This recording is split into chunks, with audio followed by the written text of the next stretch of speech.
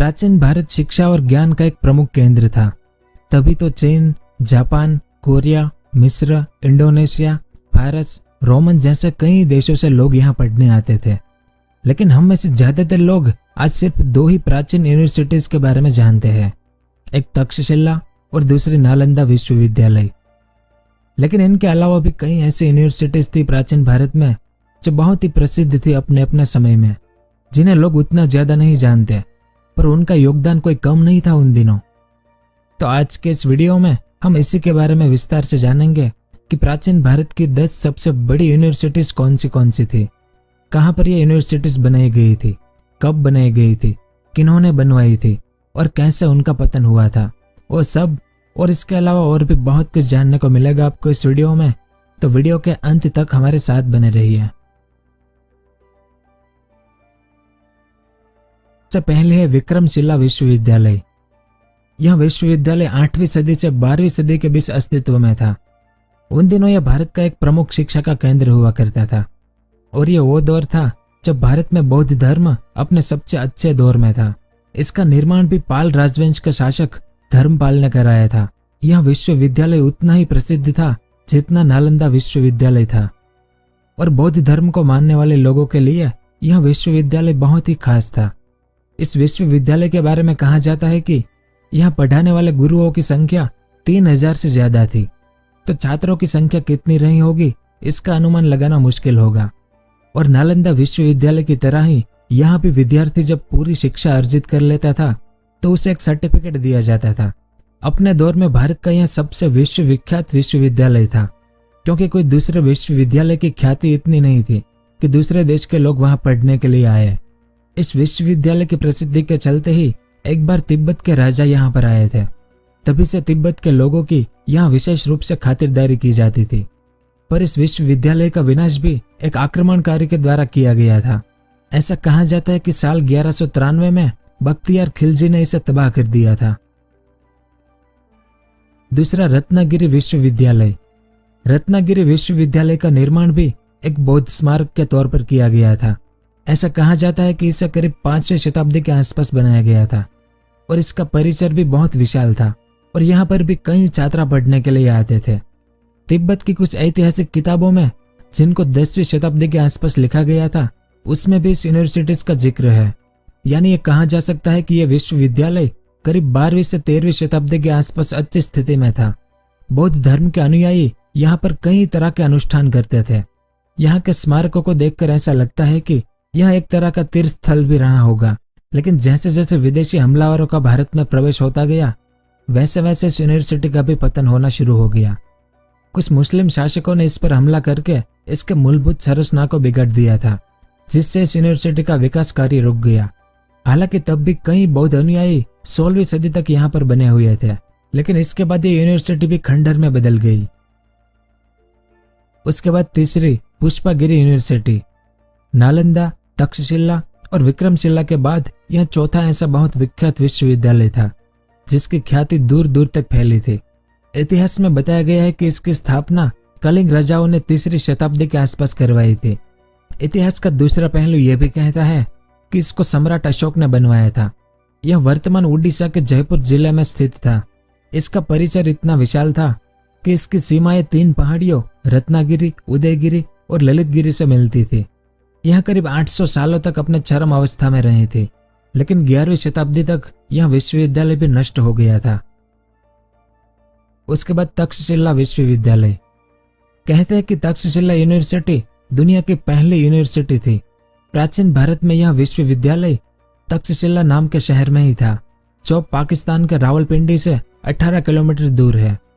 इस विश्वविद्यालय के बारे में कहा जाता है कि इसकी ख्याति दुनिया के कोने कोने तक फैली थी। पूरी दुनिया से विद्यार्थी यहाँ पर विद्यार्जन करने के लिए आते थे। करीब एक समय उन दिनों 10,500 से भी ज्यादा विद्यार्थी यहाँ पर रहते थे और अध्ययन करते थे, और चाणक्य जैसे महान शिक्षाविद इन्हें खुद पढ़ाते थे। हालांकि इसे एक ऑर्गेनाइज यूनिवर्सिटी का दर्जा नहीं दिया जाता, क्योंकि यहाँ पर स्टूडेंट को सारा नॉलेज लेने के बाद सर्टिफिकेट नहीं दिया जाता था। यह गुरुओं के ऊपर निर्भर रहता था कि वह कितने स्टूडेंट को एक साथ पढ़ाएंगे। अमूमन एक विद्यार्थी का पूरा कोर्स 8 से 10 साल का होता था, पर अगर कोई विद्यार्थी पढ़ने में तेज हो और उसकी समझ ज्यादा हो तो शिक्षक सभी विषय उसे कम समय में ही पढ़ा देते थे। मौर्य काल में यह विश्वविद्यालय अपने चरम पर था। कई ग्रीक और यूनानी लेखक यहाँ पर आए थे और उन्होंने तक्षशिला की भव्यता के बारे में भी लिखा है। लेकिन जैसे जैसे मौर्य साम्राज्य का पतन होता गया, वैसे ही तक्षशिला यूनिवर्सिटी धीरे धीरे अपने अंतिम समय की तरफ बढ़ने लगी और दूसरी शताब्दी से लेकर 5वीं शताब्दी के बीच में यह यूनिवर्सिटी पूरी तरह से बंद हो चुकी थी। उसके बाद नालंदा विश्वविद्यालय। नालंदा विश्वविद्यालय दुनिया का पहला कंप्लीट विश्वविद्यालय था, क्योंकि यहाँ पर एक तय सिलेबस हुआ करता था, जैसा आज होता है वैसा ही। इसके अलावा पढ़ाई पूरी कर लेने के बाद विद्यार्थी को सर्टिफिकेट दिया जाता था, जिसके आधार पर वो कहीं पर भी काम कर सकता था। जैसे आज हर विषय की क्लास लगती है, वैसे ही नालंदा यूनिवर्सिटी में भी लगा करती थी। यानी एक तरह से कंप्लीट यूनिवर्सिटीज थी ये। यहाँ पर करीब 10,000 स्टूडेंट और 2,000 गुरु रहते थे। कुमार गुप्त प्रथम ने बिहार के नालंदा शहर में इस यूनिवर्सिटी को 5वीं शताब्दी में बनाया था, जो करीब 13वीं शताब्दी तक चल रही थी। लेकिन तभी एक विदेशी आक्रमणकारी जिसका नाम बख्तियार खिलजी था, उसने इसे नष्ट कर दिया। गुप्त वंश की समाप्ति के बाद भी जिन शासकों ने नालंदा पर राज किया, उन्होंने भी इस यूनिवर्सिटी के उत्थान के लिए योगदान दिया था।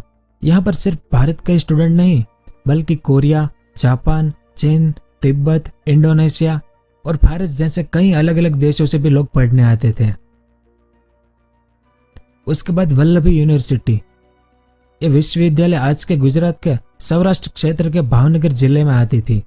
इसे 470 ईस्वी में मैत्रक वंश के संस्थापक सेनापति भुट्टारक ने बनवाया था। तब गुप्त वंश अपने पतन के कगार पर ही था। इसका लिखित इतिहास 780 ईस्वी तक का है। इसके बाद पूरी तरह से गायब हो गई थी। इतिहासकार ऐसा कहते हैं कि साल 725 से साल 735 के बीच अरबों का आक्रमण शुरू हो गया था और पूरी यूनिवर्सिटी इन्हीं आक्रमणों के चलते धीरे धीरे तबाह होती गई और साल 1200 तक में यहाँ पर सभी एजुकेशनल एक्टिविटी बंद हो चुकी थी। और बाकी यूनिवर्सिटी की तरह यह भी एक बौद्ध धर्म का केंद्र था। अर्थशास्त्र, नीतिशास्त्र और चिकित्सा के लिए यह विश्वविद्यालय पूरी दुनिया में विख्यात था। यह विश्वविद्यालय कितना खास था, इसका सबूत चीन की एक किताब में मिलता है।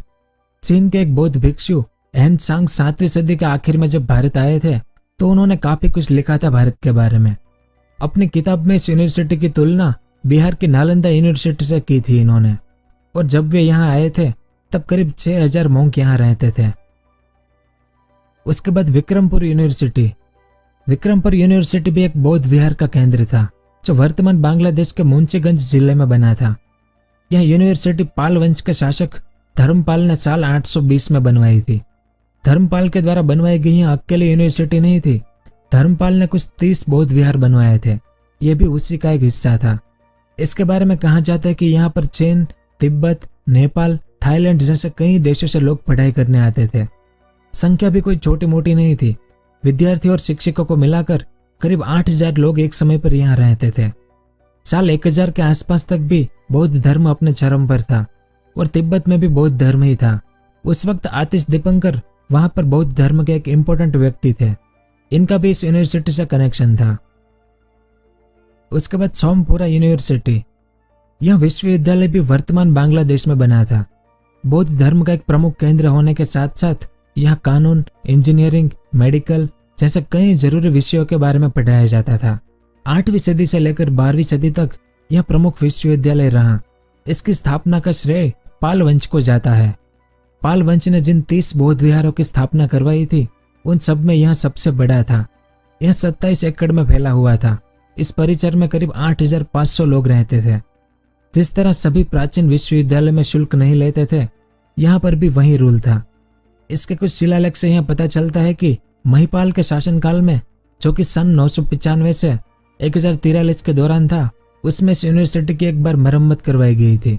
यूनिवर्सिटी संचालन के लिए जरूरी धन का बंदोबस्त आसपास के राजा किया करते थे, क्योंकि उनके राजकुमार ऐसे ही विश्वविद्यालयों में पढ़ा करते थे। और हर यूनिवर्सिटी की तरह यहाँ भी दूसरे देशों के विद्यार्थी यहाँ पढ़ाई करने आते थे। उसके बाद जगदल यूनिवर्सिटी। जगदल बिहार की बुद्धिस्ट लर्निंग का एक बहुत बड़ा सेंटर था। यह उत्तरी बांग्लादेश में बना हुआ था। कहते हैं कि इसे पाल वंश के शासक रामपाल ने बनवाया था। तिब्बत के इतिहास के अनुसार पाल वंश के शासनकाल में 5 प्रमुख विहार बनवाए गए थे: विक्रमशिला, नालंदा, सोमपुरा ओदंतपुरी और जगदाल, इन 5 केंद्रों के बीच संपर्क बना रहता था और यहाँ काफी अच्छे स्कॉलर होते थे जो एक विहार से दूसरे विहार में आते जाते रहते थे।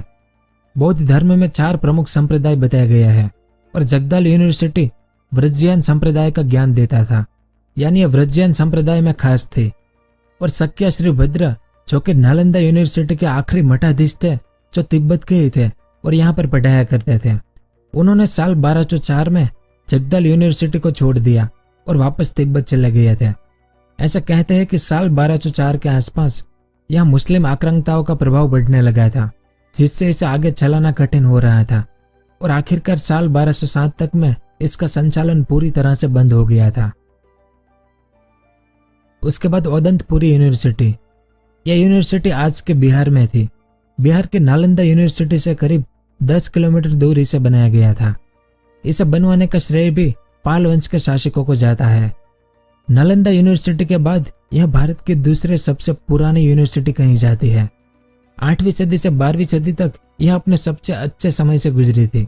बाकी यूनिवर्सिटीज के जैसे ही इनके बारे में हमारे देश के इतिहास से ज्यादा कुछ नहीं पता चलता, लेकिन तिब्बत के इतिहास के अनुसार इस यूनिवर्सिटी में करीब 12,000 विद्यार्थी रहा करते थे।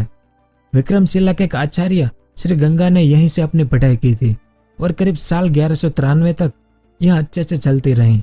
तभी टर्की के मुस्लिम शासकों का हमला होने लगा। बख्तियार खिलजी भी उनमें से एक था। उसने अपने सैनिकों से कहकर इस यूनिवर्सिटी की दीवारें गिरवा दी और इसी दौरान नालंदा विश्वविद्यालय को भी इसी के सैनिकों ने आग लगा दी थी और देखते ही देखते प्राचीन भारत के 2 विश्वविद्यालयों का अंत हो गया था। तो ये थे कुछ प्राचीन भारत के विश्वविद्यालय। ऐसे और भी बहुत से थे। अगर आप जानते हैं इनके बारे में तो उनके नाम नीचे कमेंट करके जरूर बताएं। उम्मीद है कि आपको कुछ जानने को मिला होगा। अगर वीडियो पसंद आया हो तो इसे लाइक जरूर करें। पूरा वीडियो देखने के लिए आपका बहुत बहुत धन्यवाद।